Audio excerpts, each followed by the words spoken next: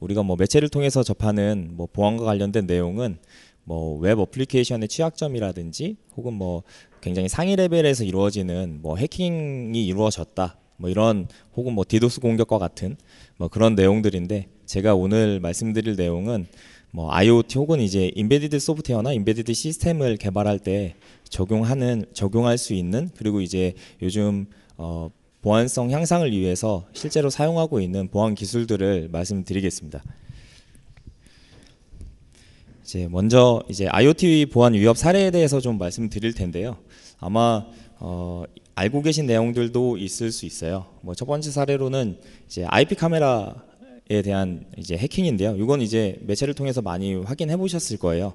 뭐 주요 이유로는 이제 처음에 IP 카메라를 구매하신 다음에 이제 비밀번호를 변경하지 않아서 그걸로 이제 다른 곳에서 이제 내 집에 있는 IP 카메라의 정보를 이제 그대로 뭐 확인한다든지 이렇게 하는 뭐 그런 이슈들도 있었고, 혹은 이제 제품 자체의 취약점으로 이제 IP 주소만 알게 되면 바로 그 IP 주소에서 주고받는 데이터를 이제 바로 확인할 수가 있었던 거죠. 그러니까 보안에 대한 개념이 아예 없었던 그런 경우도 있었고요. 혹은 이제 두 번째 보고 계신 것도 이제 굉장히 좀 재밌는 사례인데, 이건 이제 가전제품을 통해서 이제 해킹을 했던 사례예요. 이제 어떤 거냐면, 이제 러시아 세관에서 홍콩을 통해서 이제 수입되고 있는 전기다리미하고 이제 전기 주전자를 이제 단속했던 사례인데, 이게 이제 통관을 받을 때 매뉴얼을 보니까 매뉴얼보다 무게가 3g이 더 나가는 거예요, 제품에요. 그래서 처음에는 이제 마약이 들어있는 줄 알고 이 제품을 이제 분해를 했는데, 분해를 해보니까 그 안에 이제 작은 칩이 하나 들어있었던 거예요. 그래서 이제 그 칩이 하는 역할은 이제 주변에 이제 무선으로 접속할 수 있는 와이파이에 바로 접속해서 그 와이파이 망을 통해서 이제 스팸 메일이라든지 이제 해킹 공격을 이제 수행하게끔 이제 만들어졌던 건데, 그게 이제 중국에서 제조해서 이제 러시아로 보낸 거죠. 그래서 러시아에서 이루어지는 정보를 좀 이제 한다든지 이제 네트워크망을 통해서 정보를 수집하기 위한 목적으로 이런 이제 사례들도 있었고요.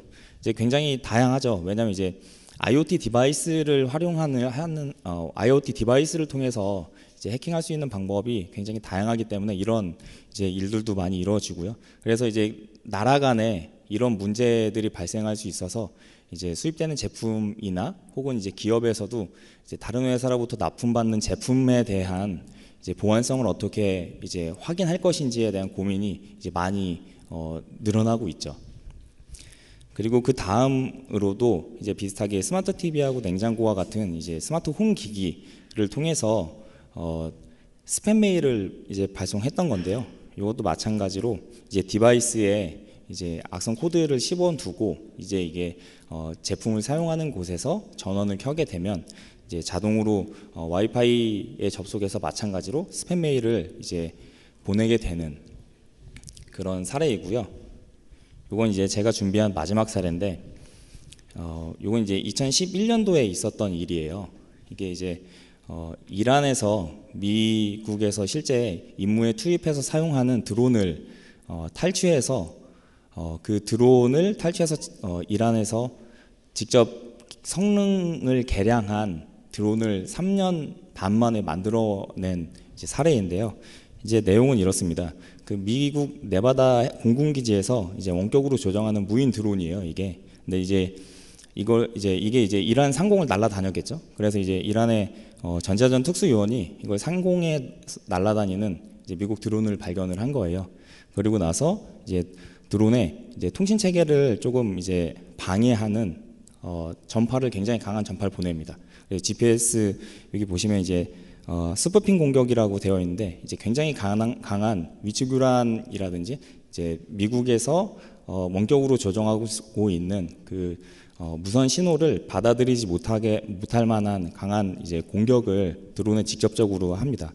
그렇게 해서 이제 드론이 자율주행 모드로 비행을 하게끔 만든 다음에 이제 GPS 교란 신호를 다시 보내요. 지금 이제 이란 상공을 날고 있지만 이 드론이 이제 아프가니스탄 미군 기지를 날고 있는 것처럼 잘못된 GPS 신호를 줍니다. 그래서 거기에 바로 이제 착륙을 하게 만들어요. 근데 이제 실제로는 이제 이란에 착륙한 거잖아요. 그래서 이란에서 이 드론을 이제 리버싱을 합니다.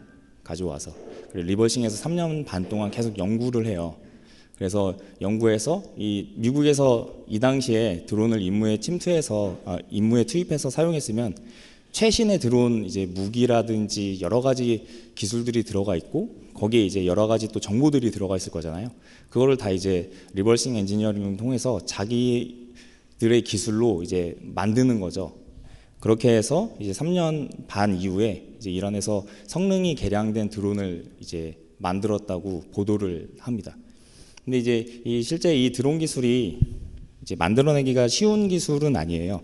유럽에서도 2005년도에 드론을 임무에 실제 투입할 드론을 이제 개발을 시작해서 이제 2012년에 초도 비행에 성공했어요. 그것만 이제 7년이 걸린 거고, 그리고 실제 이제 무기를 탑재하고 실제 임무에 투입하기까지는 이제 2030년 목표로 현재 개발을 계속 하고 있는데, 이게 반대로 이제 초도 비행까지 7년 걸리고 이제 실전 배치까지 약 15년 정도가 걸리는 기술을 이제 이란은 이제 3년 반 만에 이제 드론을 해킹해서 탈취해서 그 기술을 이제 복제해낸 거잖아요. 그래서 우리가 생각하는 여러 가지 피해들뿐만 아니라 이렇게 그러니까 이 보안 기술을 통해서 이제 자체적인 기술을 발전시키는 것도 가능해진 이제 시대에 이르러 있습니다. 그래서 이런 이제 사례도 있고요. 실제로 존 홉킨스 대학 연구팀이 이제 드론을 해킹하는 실험도 했었어요. 그때 이제 썼던 방법도 지금처럼 이제 드론에 굉장히 강한 전파를 보낸다든지, 혹은 굉장히 방대한 데이터를 드론에 보내서 이제 드론의 오작동을 유발한다든지 이런 사례를 이제 발표한 적도 있고요. 그래서 저는 오늘 이런 IoT 디바이스 혹은 이제 인베디드 시스템에서 발생될 수 있는 보안 취약점이라든지 혹은 해킹을 방지할 수 있는 기술들이 어떤 게 있는지 조금 이제 다양하게 한번 설명을 드려보겠습니다. 먼저 지금 보안이라는 이슈가 이제 최근 몇 년 새에 굉장히 이제 부상이 되고 있고 여러 가지 기술들이 일컬어지고 있는데, 그 이전에도, 그러니까 보안이라는 이제 이런 키워드가 화두화되기 이전에도 이제 저희가 이제 소프트웨어를 개발할 때 다양한 기술들을 적용해서 개발했었잖아요. 소프트웨어 테스팅을 통해서 품질을 향상시키고 이제 신뢰성을 확보할 수 있는 여러 가지 기술들을 적용했었는데, 보시면 아마 이런 다양한 소프트웨어 개발 프로세스 모델이 있지만 이제 V 모델을 이제 가장 많이 활용해서 기업에서 소프트웨어를 개발을 하고 있으시죠. 그래서 각 개발 단계별로 적용할 수 있는 이제 테스팅 기법들을 적용해서 우리들은 이제 소프트웨어를 개발하고 있습니다. 그래서 거기에서 이제 높은 품질과 신뢰성을 확보할 수 있는 기술들을 적용해서 소프트웨어를 개발하고 있는데, 근데 이제 보안성 향상을 위해서 적용되는 기술이 아직까지 많지는 않거든요. 그래서 보시면 이건 이제 우리나라 이제 국방 소프트웨어가 개발될 때 준수해야 하는 개발 프로세스예요. 보시면 소프트웨어를 개발할 때 국방에서는 반드시 여기 보시는 이제 무기체계 소프트웨어 개발 및 관리 매뉴얼이라는 지침에 따라서 소프트웨어를 개발하도록 되어 있습니다. 근데 이제 여기 보면은 여러 가지 내용이 있지만 이제 그 내부를 조금 들여다 보면은 이제 소프트웨어에 대한 신뢰성과 보안성 시험을 이제 정량적인 기술을 통해서 접목해서 하도록 되어 있어요.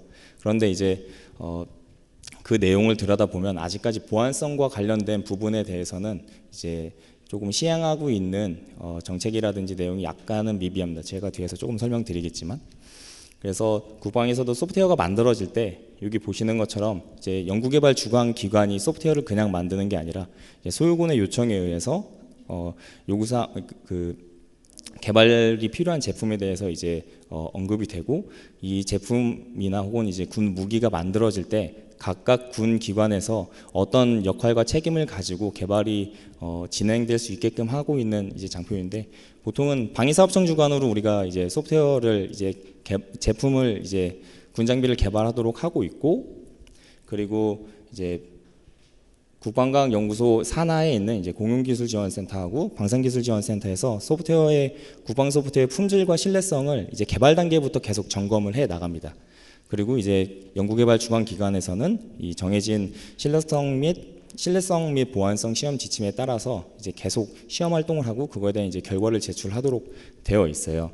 뭐 그 내용을 좀 보시면 이제 보시는 것처럼 굉장히 잘 알려진 정적 시험과 동적 시험에 해당되는 시험 활동을 하고 있습니다. 그래서 뭐 소프트웨어에 있는 취약점도 제거하고 이제 잘 알려진 이제 코딩 규칙을 준수해서 소프트웨어를 최대한 간결하고 이제 가독성이 뛰어나게끔 만들도록 하고 있고요. 그리고 이제 소프트웨어가 우리가 원하는 대로 잘 동작이 되는 걸 확인해야 하기 때문에 이런 동적 시험을 통해서 우리가 이제 원했던 요구 사항대로 소프트웨어가 잘 만들어졌는지를 확인하는 이런 신뢰성 시험 활동을 하도록 되어 있습니다.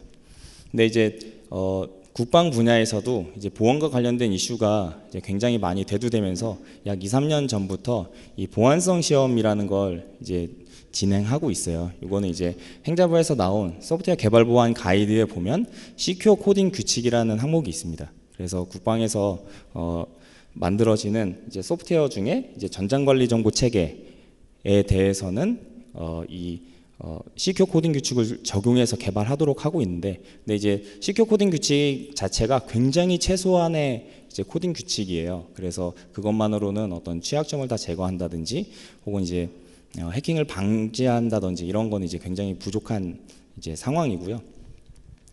또 이제 자동차 시장의 소프트웨어 개발 현황을 좀 같이 말씀드리면, 이제 알고 계신 분들은 아시겠지만 이제 자동차 소프트웨어를 개발할 때도 이제 국제 기능 안전 표준 ISO 26262라는 것을 적용해서 소프트웨어를 이제 개발하도록 하고 있습니다. 그래서 그 내용을 좀 들여다보면 이제 자동차의 소프트웨어가 굉장히 방대해지고 전자제어 장치가 현재 이제 100여 개가 넘는 수준에 이르렀기 때문에 이제 전자제어 장치로 인한 오작동을 이제 미연에 방지하기 위해서 이런 기능 안전 표준이 나온 겁니다. 그래서 이 기능 안전 표준에 있는 소프트웨어 검증 프로세스에 따라서 소프트웨어가 만들어질 때 많은 시험 활동들이 최신의 기술들이 적용이 되어서 소프트웨어가 개발이 되고 있는데요. 근데 이제 이 ISO 26262 표준에서도 아직까지 그 보안성 시험에 대한 내용이 추가가 되진 않았어요. 최근에 이제 J3061이라는 이제 미국 이제 자동차 협회에서 만든 이제 보안성 시험 가이드라고 해야 할까요? 이게 이제 배포가 되면서 그것을 이제 ISO 26262 세컨드 에디션에 지금 이제 넣는 그런 과정을 진행 중에 있는데요. 이렇게 되면 아마도 자동차 소프트웨어도 이제 보안성 시험을 조금 더 정량적인 방법을 통해서 시험을 진행할 수 있게끔 될 텐데, 근데 아직까지 적용되어 있지는 않습니다.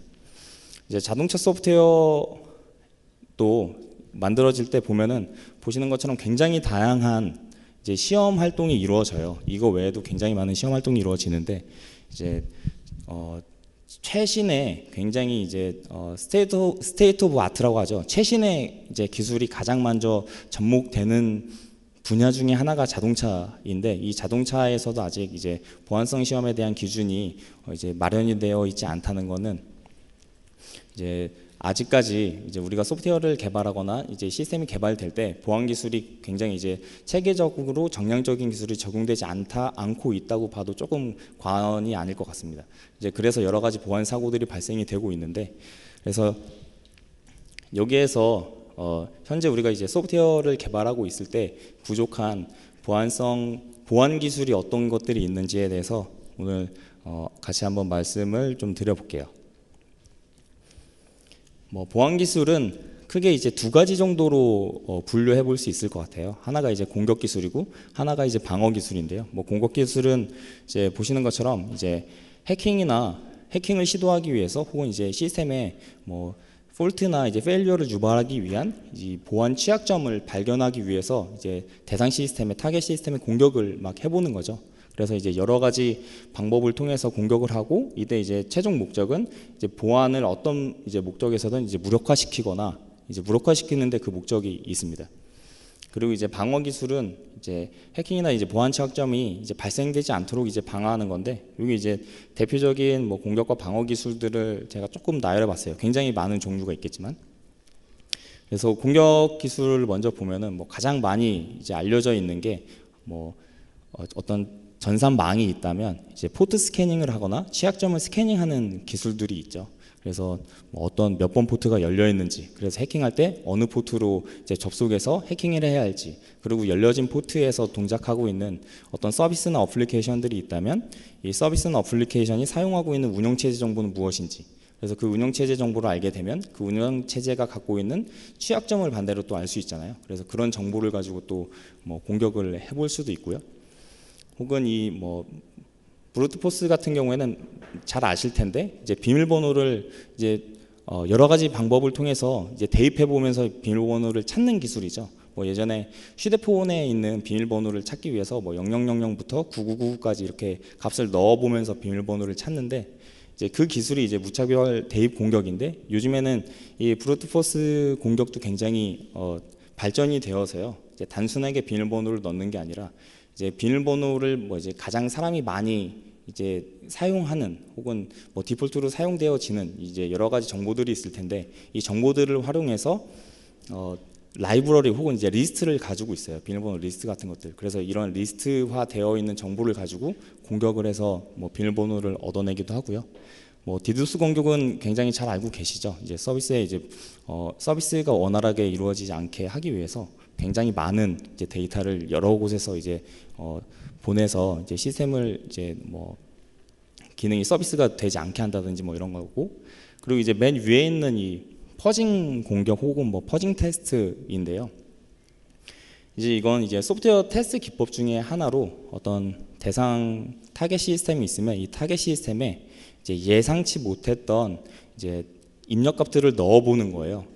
타겟 시스템이 갖고 있는 그 통신 프로토콜을 이용해서요. 그리고 요즘에는 이제 예전에는 뭐 무작위 데이터를 넣는다고 했었는데, 요즘에 이제 퍼징 테스트를 하기 위해서 이제 프로토콜별로 혹은 이제 타겟 시스템에 이제 타겟 시스템이 갖고 있는 취약점을 조금 분석해서 어떤 데이터가 들어갔을 때 취약점을 가장 잘 유발하는지를 미리 분석을 합니다. 그래서 그 어택 벡터 혹은 이제 입력값을 찾아내서 타겟 시스템을 공격을 해봐요.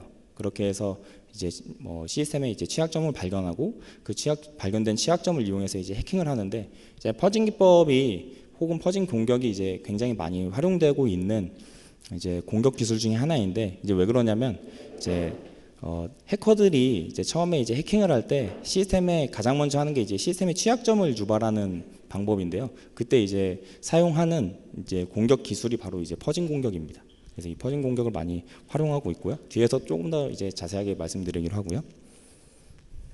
그리고 이제 뭐 보안 기술은 종류가 굉장히 많죠. 뭐 이제 잘 알고 있는 뭐 샌드박스라든지, 혹은 이제 암호화하거나 난독화하는 기술. 뭐 이제 암호화나 난독화가 아까 이제 이란에서 이제 미국의 드론을 탈취했잖아요.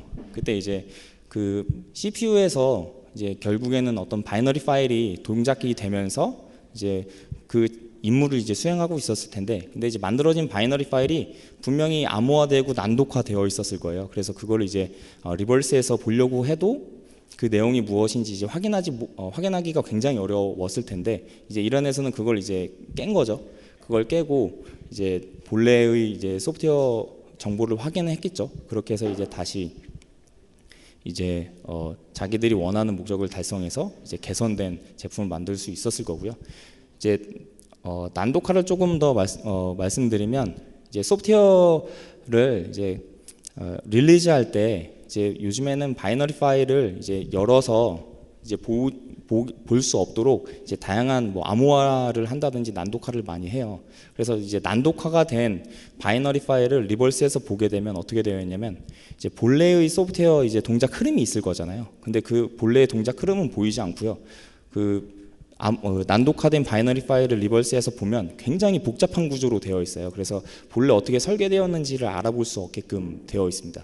그래서 뭐 암호화나 난독화가 마찬가지지만, 그래서 그렇게 난독화된 것을 이제 다시 알아내는데 굉장히 시간이 오래 걸릴 거잖아요. 근데 이제 암호는 언젠간 깨지지만 이제 그 알아내는데 걸리는 시간이 뭐 10년, 20년, 30년 이렇게 걸린다고 하면, 이미 이제 10년에서 30년이 지난 이후에는 그 기술은 이제 굉장히 퇴보된 기술이고, 그 이후에는 이제 뭐 필요한 혹은 이제 해킹할 뭐 의미가 없어지기 때문에, 이렇게 이제 얼만큼의 시간이 소요돼서 이제 이걸 이제 해석하게 할 수 있느냐, 혹은 이제 얼만큼의 시간 동안 이제 난독화나 암호화를 이제 방어할 수 있느냐, 이게 이제 굉장히 이제 키 기술이 되겠죠.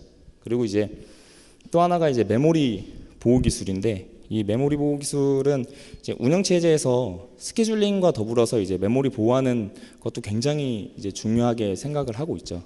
그래서 이제 프로세서가 그러니까 프로세서가 이제 CPU에서 돌릴 때 이제 운영 체제가 그걸 이제 스케줄링해서 동작하게 해주는데, 이때 이제 자신에게 할당된 메모리 영역에서만 동작을 하게 하고, 이제 자신이 할당받은 메모리 영역 이외에서는 이제 동작하지 않게끔, 이렇게 침범하지 않게끔 하는 그런 이제 기술들이 있고요.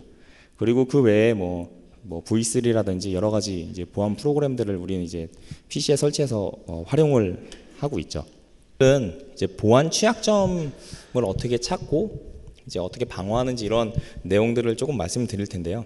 이제 제가 취약점을 말씀드리는 이유는 해킹할 때 가장 먼저 이제 해커들이 이제 발생시키는 게 바로 이 취약점이에요. 그래서 다양한 방법으로 시스템을 공격해서 취약점을 만든 다음에 그 다음에 이제 자기들이 원하는 뭐 익스플로이트 코드를 실행시켜서 뭐 제어권을 획득한다든지, 아니면 어떤 뭐 데이터를 변조해서 유출시킨다든지 이런 이제 일들을 하게 하죠. 그래서 이제 취약점 공격이 굉장히 중요한 기술인데요. 이 취약점의 종류에는 보시는 것처럼 뭐 여러 가지가 있겠지만, 이제 어떻게 취약점을 유발하느냐 보면은 이제 뭐 가장 많이 사용하는 게 이 메모리 문제예요. 그래서 어떤 해킹 대상이 되는 시스템에 이제 오버플로우 공격이라고 하죠. 이제 공격을 해서 이제 오버플로우를 만들고, 이제 오버플로우가 발생하면 그 오버플로우가 발생이 된 걸 가지고 자기가 이제 해커가 원하는 이제 소스 코드 혹은 이제 익스플로이트 코드가 동작이 되게끔 만드는 그런 방법이에요. 뭐 아시겠지만 설명드리면, 이제 스택 오버플로우 같은 것들을 일으켜서 이제 해킹을 많이 하잖아요. 그때 이제 어떻게 하냐면 스택 오버플로우를 일으킨 다음에 일으켜서 이제 함수의 이제 리턴 주소가 리턴이 될 때 거기에, 그러니까 함수가 동작할 때 사용하는 그 스택이 사이즈가 있을 텐데, 거기에 자기가 사용하는 것보다 더 많은 스택을 쓰게끔 이제 거기에 오버플로우를 일으켜버려요. 그 다음에 일으킨 다음에 이제 리턴하는 주소가 이제 변경이 되면 그 변경된 주소에 자기가 이제 해킹을 할 수 있는 프로그램을 심어놨다가 이제 리턴돼서 이제 원치 않는 주소로 리턴이 되면, 그때 이제 해커가 심어놓은 프로그램이 실행이 되면서 이제 해킹을 이제 하게 되는 거죠. 이제 그때 이제 가장 많이 쓰는 게 이 메모리 문제, 그러니까 버퍼 오버플로우 같은 것들을 이제 유발해서 해킹을 많이 하는데, 그래서 근데 이제 소프트웨어를 개발할 때 뭐 이런 생각 많이 하세요. 이제 보안하고 이제 소스 코드에 있는 뭐 버퍼 오버플로우나 이제 널 포인터 참조 같은 문제들이 쉽게 연결이 되진 않잖아요. 이게 가장 중요하게 제거되어야 하는 취약점 한목인데, 그래서 오늘 이 자리를 빌어서 조금 이제 소스 코드에 있는 이제 단순한 버퍼 오버플로우나 이제 널 포인터 참조가 결국엔 이제 해킹으로 연결이 될 수 있기 때문에 이제 소스 코드 레벨에서부터 이런 취약점을 반드시 제거해야 하는 게 이제 필요합니다. 그래서 오늘 이제 간략하게 조금 말씀드릴 보안 기술들은요, 이제 여러 가지가 있는데, 크게는 이제 위험을 분석하고 식별하는 기술이 있어요. 개발 초기 단계에서부터 이제 어떤 보안 공격, 그러니까 해킹 공격이나 이제 위협이 발생될 수 있는지를 이제 분석하는 그런 기술이 있고요. 또 하나는 방금 말씀드렸던 것처럼 이제 취약점을 찾아내는 기술들이 있습니다. 근데 이제 이 취약점을 찾아낼 때 이제 어떤 것을 통해서 취약점을 찾아낼 건지, 뭐 예를 들면 소스 코드를 분석해서 취약점을 찾을 건지, 실제 타겟에서 동작하는 바이너리 파일을 분석해서 취약점을 찾을 건지, 혹은 이제 퍼징 기법으로 생성된 이제 다양한 입력 데이터들을 이제 타겟 시스템에 넣어보면서 이제 통신 프로토콜을 통해서 넣어보면서 이제 취약점을 찾을 건지, 이런 이제 기술들이 있고요. 그리고 뭐 말씀드렸던 암호화나 난독화 기술들이 있고, 그리고 요즘에 많이 이제 대두되고 있는 문제 중에 하나가 오픈 소스죠. 이제 오픈 소스에서 발생되는 취약점을 어떻게 할 것인지에 대한 것들도 이제 시간이 되면 이제 같이 한번 말씀드려 보겠습니다.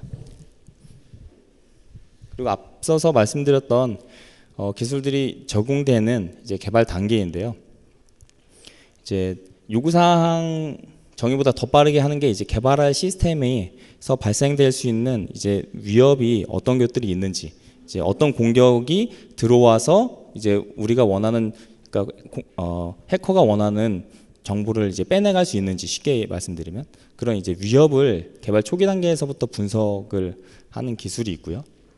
그리고 이제 시스템 설계나 뭐 소프트웨어 설계 단계에서는 어떤 이제 오픈 소스를 사용할지 미리 계획을 하시잖아요. 그리고 그 오픈 소스에서 알려진 취약점이 있다면 그 취약점을 어떻게 이제 해결할 것인지, 이런 이제 고민을 하게 될 거고요. 그리고 이제 소스 코드를 직접 개발하는 단계에서는 뭐 소스 코드를 분석해서 취약점을 찾을 수도 있고요. 네. 그리고 이제 바이너리 파일이 나와서 이제 시스템에서 바이너리 파일이 실제 타겟 시스템에서 동작이 되면 그때부터는 직접 이제 타겟 시스템을 공격을 해 볼 수 있습니다. 그래서 공격해 봐서 이제 발생되는 취약점이 있다면 그 취약점을 제거하는 게 필요하겠죠. 이제 보시는 것처럼 이제 개발 단계별로 적용할 수 있는 이제 보안 기술들이 있고요. 근데 이제 IoT 기술이 이제 굉장히, 이건 이제 IoT의 구조를 조금 보여드리는 건데요. 이제 IoT 디바이스들이 이제 다양한 통신으로 연결되어 있잖아요. 그래서 이제 통신 포인트들이 있는 곳마다 이제 취약점을 유발할 수 있다고 보셔도 돼요. 그래서 이제 다양한 통신을 통해서 거기에 이제 뭐 해커나 이제 악의적인 목적을 갖고 있는 사람들이 공격을 해볼 수가 있기 때문에, 그래서 보안 기술을 적용할 때도 이 인터페이스가 있는, 이 통신이 있는 곳마다 이제 통신을 통해서 여러 가지 공격을 해볼 수도 있어요. 그리고 이제 뭐 보안 기술이 방어 기술이 있다면 이 통신이 있는 곳마다 이제 시스템에 아마 방화벽 같은 것들이 존재해서 이제 알려진 혹은 이제 허용이 가능한 데이터만 뭐 입력이 오게 한다든지 뭐 이런 것들이 있겠죠. 그래서 이 IoT 디바이스나 이제 IoT의 이제 제품 혹은 이제 소프트웨어에서 발생될 수 있는 취약점들을 어떻게 검출할 수 있을지에 대한 상세한 내용은 이제 두 번째 세션에서 이제 조금 말씀을 더 드릴 거고요. 말씀드렸던 이제 어택 트리 분석하는 걸 조금 말씀을 드리면, 이 어택 트리 분석은 이제 개발하는 타깃 시스템에 어떤 방법을 통해서 해커가 공격할 수 있는지를 분석해 보는 거예요. 그래서 개발할 때 이걸 이제 고려해서 어떤 공격이 올지 분석을 해보고 그 공격을 이제 방어할 수 있는 방법이 뭔지를 결국에 찾아내자라는 겁니다. 그래서 그거를 이제 공격을 통해서 발생될 수 있는 문제를 미리 식별해보고 그걸 이제 대응할 수 있는 대응 방안을 뭐 요구사항으로 만들어서 이제 방어할 수 있게끔 하는 그런 걸 이제 어택 트리 분석이라고 하는데요. 여기 보시면은 어떤 특별한 위협이나 공격을 통해서 이제 취약점을 만들 거잖아요. 그래서 이 취약점을 조금 더 명세화하고 이제 정량적으로 분석해서 결과를 이제 찾아서 이제 대응 방안으로 만드는 것이 이제 어택 트리 분석의 목표이고요. 그리고 제가 이제 뒤에서 말씀드릴 이 위험 모델링이라는 게 있는데요. 이제 이 위험 모델링을 할 때에는 이제 앞서 말씀드렸던 어택 트리 분석을 포함해서 이제 진행을 합니다. 그래서 위험 모델링에서는 이제 정보 시스템에 이제 보시는 것처럼 보안 위험 요소를 분석해서 이제 위험 수준을 결정하는 거예요. 이제 여러 가지 위협이나 이제 공격이 있으면 그 공격의 이제 중요도라든지 이제 그게 이제 공격이 들어왔을 때 이제 피해도라든지 여러 가지를 이제 반영해서 그거에 대한 적절한 이제 완화 대책을 이제 설정하는 것을 의미를 하고요. 이제 모델링하는 방법은 이제 위협을 모델링하는 방법은 이런 순서로 진행이 되어요. 이제 우리가 지켜야 할 자산이 무엇인지를 이제 식별을 하고 그리고 이제 이 자산에 이제 위협이 될 만한 요소들을 이제 명세를 해줍니다. 그리고 이제 공격자의 입장에서 어떻게 공격을 하게 되는지를 확인하고 그래서 잠재적인 요소를 위험 요소를 파악한 다음에 이제 이 위협 요소에 해당하는 것들을 이제 이제 카테고리를 나누겠죠. 그래서 거기에서 이제 위험 수준을 분류를 하고 그거에 따른 대응 방안을 이제 수립하는 그런 과정으로 구성이 되어 있고요. 그리고 이제 오픈 소스에 대해서 조금 이제 말씀을 드리면 오픈 소스를 기업에서는 이제 잘 안 쓰고 있다고 생각을 많이 하세요. 근데 이제 실제로는 오픈 소스를 굉장히 많이 쓰고 있어요. 그래서 오픈소스의 사용량에 대해서 조금 조사를 해보면 실제 기업에서 이제 오픈소스를 쓰고 있다고 이제 파악한 것보다 굉장히 많이 이제 활용을 하고 있습니다. 이건 이제 오픈소스를 얼마큼 쓰고 있는지를 확인하기 위해서는 이제 여러 가지 오픈소스 관리 도구들을 통해서 확인하는 방법도 있는데, 이제 한국저작권위원회에 가보시면 이제 어떤 오픈소스를 쓰고 있는지 이제 무료로 확인할 수 있으세요. 그래서 저작권위원회 홈페이지를 통해서 어떤 오픈소스를 쓰고 계신지 이제 확인하실 수도 있고요. 근데 이제 이 오픈소스를 여러 가지 이유로 쓰는데, 이제 거기에서 조금 문제가 되는 게 어떤 거냐면, 이 오픈소스를 배포하는 사람들이 혹은 이제 만드는 사람들이 뭐 리눅스 커널 같은 경우에는 전 세계 굉장히 많은 개발자들이 계속해서 보완해 나가고 이제 개선해 나가는데, 그 외에 뭐 많은 오픈소스들은 뭐 한 두세 명의 개발자들이 만들어서 배포하는 경우도 굉장히 많아요. 그래서 이 두세 명의 개발자들이 만들어서 배포한 오픈소스에서 문제가 발생하지 않을 수가 없잖아요. 그리고 실제 그런 오픈소스를 사용해서 발생됐던 이제 문제들이 뭐 하트블리드라든지 이런 이제 문제들이 발생이 됐었고요. 오픈소스는 이제 그것뿐만 아니라 이제 소스 코드, 그러니까 여러 가지 이제 의무사항들을 갖고 있죠. 그래서 뭐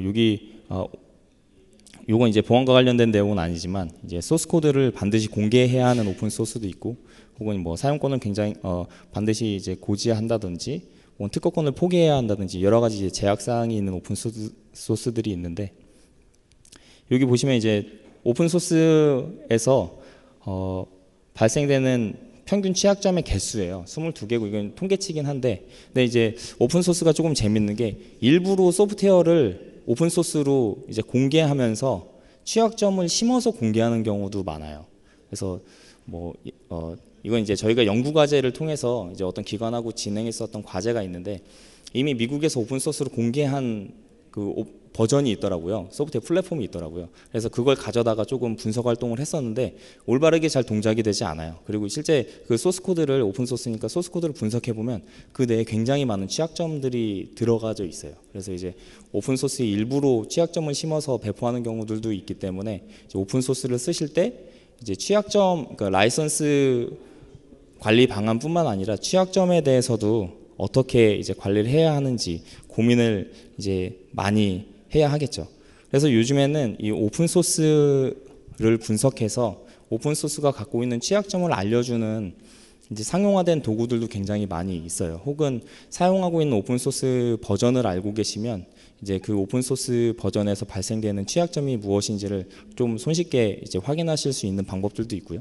그때 이제 활용되는 기술이 보통 이제 오픈 소스를 관리하는 단체들이 있잖아요. 그 단체들이 이제 취약점까지도 같이 관리를 하고 있어요. 그래서 그런 정보를 이제 공개하기도 하고요. 혹은 이제 타겟에서 동작하는 그 오픈 소스 컴파일에서 나온 바이너리 파일이 있지 않습니까? 그 바이너리 파일을 분석해서도 오픈 소스에 있는 취약점을 찾아내는 기술이 있어요. 그래서 그런 뭐 상용화된 기술을 통해서도 오픈 소스의 취약점을 이제 관리를 좀 하실 수가 있고요. 그래서 오픈 소스를 쓰실 때에는 뭐 구현 단계에서 이제 오픈 소스를 바로 가져다 쓰시면 이미 이제 발생되는 문제를 대응하기가 어려우시기 때문에 이제 설계 단계에서부터, 개발 초기 단계에서부터 어떤 오픈 소스를 쓸지, 그리고 그 오픈 소스가 갖고 있는 취약점이 무엇인지 식별이 된 다음에 오픈 소스를 활용하시는 게 필요하실 겁니다. 그리고 이제 소스 코드를 분석해서 취약점을 이제 찾아내는 기술인데요. 이제 보안에서는 이 발생되는 문제를 보안 취약점이라고 하고요. 보통 소프트웨어 품질이나 신뢰성 테스팅 분야에서는 이제 결함이라고 얘기를 많이 하죠. 그래서 이 소프트웨어 결함 혹은 이제 보안 취약점을 찾기 위해서 소스 코드가 이미 나와 있으면 코드를 분석해서 취약점을 많이 찾습니다. 그리고 이제 보시면 이제 어떤 기술들을 보통 쓰냐면요. 이제 뭐 정적 분석이라고 우리가 이야기를 많이 하잖아요. 그때 이제 소스 코드를 분석할 때 이제 소스 코드가 요즘에는 굉장히 크고 복잡하기 때문에 소스 코드의 어떤 참조 관계들을 다 따라가면서 분석을 하고, 그리고 이제 소스 코드 한 줄 한 줄이 갖는 이제 의미가 있잖아요. 그 의미들이 어떤 의미인지를 이제 뭐 사람이 요즘에는 이제 코드를 분석하진 않기 때문에 이제 자동화된 도구를 통해서 취약점을 많이 찾는데, 이런 자동화된 도구들이 많이 똑똑해져서 소스 코드 한 줄 한 줄이 갖고 있는 의미들을 다 해석할 수 있어요. 그래서 뭐 버퍼 오버플로우가 어디에 있는지 혹은 널 포인터 참조가 어디에 있는지를 이제 찾아내는 것이 요즘에는 굉장히 쉬워졌고요. 근데 이제 반대로 여러 가지 상용화된 도구들 중에서 그럼 반대로 이 보안 취약점을 잘 찾는 뭐 도구가 무엇인지를 이제 조금 판단하는 기준도 있을 거고, 그래서 뭐 기업에서는 이제 이런 보안 취약점을 찾는 이제 자동화된 솔루션을 한 가지만 쓰는 게 아니라 한 두세 개 정도를 크로스로 쓰면서 관리를 많이 하고 있죠. 그리고 보시는 것처럼 이제 대표적인 보안 취약점 항목들이죠. 이제 뭐 버퍼 오버런이라든지 이제 초기화되지 않은 변수라든지 이런 이제 문제가 발생되면 시스템이 바로 이제 뭐 재부팅이 된다든지 아니면 시스템에 폴트가 발생돼서 이제 서비스가 되지 않는다든지 뭐 이런 문제들이 발생되기 때문에 코드에서 이런 취약점을 이제 바로 반드시 이제 제거하는 게 좀 필요하실 거고요. 그리고 요즘에는 말씀드렸던 것처럼 이제 보안 기술 혹은 이제 소프트웨어 테스팅 기술이 굉장히 많이 좋아져서 이런 이제 취약점 찾는 걸 이제 소스 코드뿐만 아니라 바이너리 파일을 분석해서도 이제 찾아낼 수 있는 기술들이 이제 상용화돼서 나와 있습니다. 그리고 제가 이제 마지막으로 이제 설명드릴 내용이 이제 취약점을 검출하는 기술 중에 하나인 이제 퍼징 기법이에요. 이제 퍼징은 아마 두 번째 세션에서 굉장히 상세한 방법론에 대해서도 같이 말씀드릴 텐데, 제가 이 퍼징 기법에 대해서도 이제 간략하게 먼저 좀 말씀을 드리면, 퍼징은 이제 부정확한 여기 보시는 것처럼 입력값을 이제 시스템에 넣어보는 거예요. 혹은 이제 예상하지 못했던 입력값들을 넣었을 때 시스템에서 어떤 문제가 발생되는지를 이제 보는 시험입니다.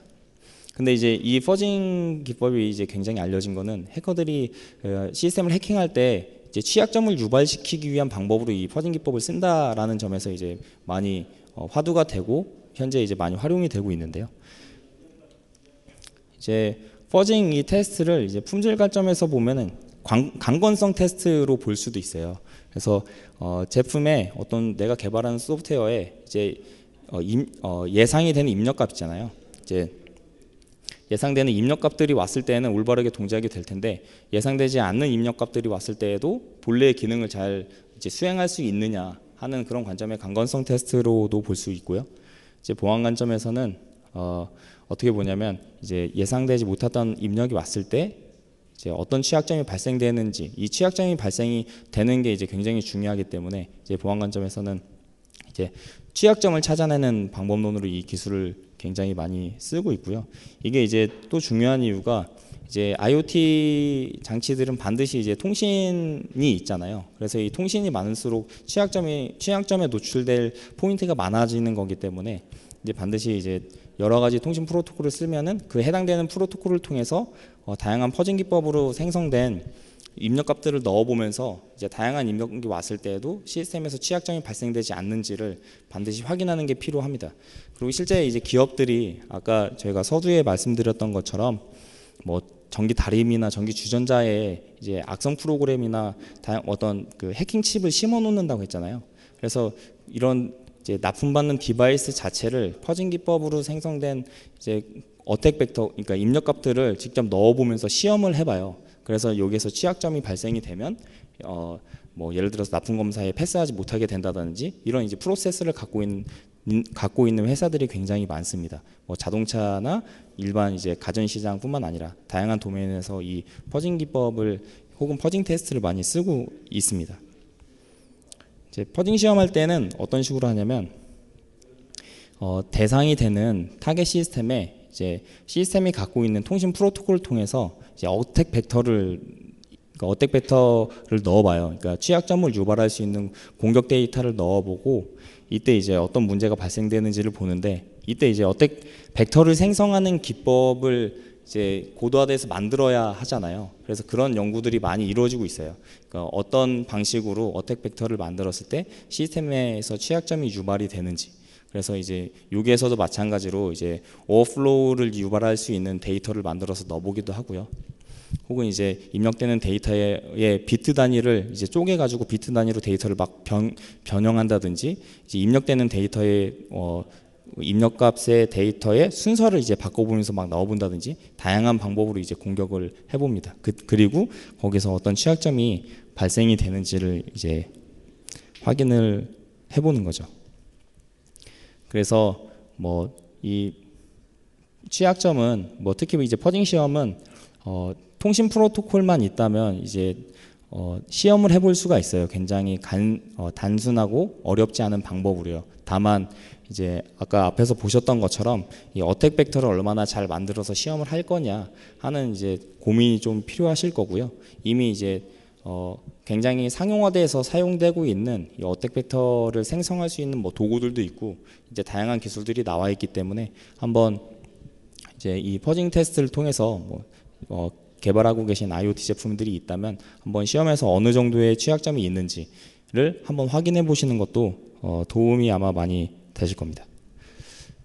그래서 제가 오늘 조금 다양한 내용을 말씀을 드렸는데요. 제가 이제 조금 의도했던 건 이제 인베디드 소프트웨어 혹은 이제 IoT 소프트웨어가 개발하실 때 적용할 수 있는 보안 기술에는 어떤 것들이 있는지를 조금 전반적으로 말씀드리고 싶은 자리였습니다. 그래서 뭐 이제 보안 기술을 조금 알게 되시는 혹은 이제 이해하게 되시는데 도움이 되셨길 바라고요.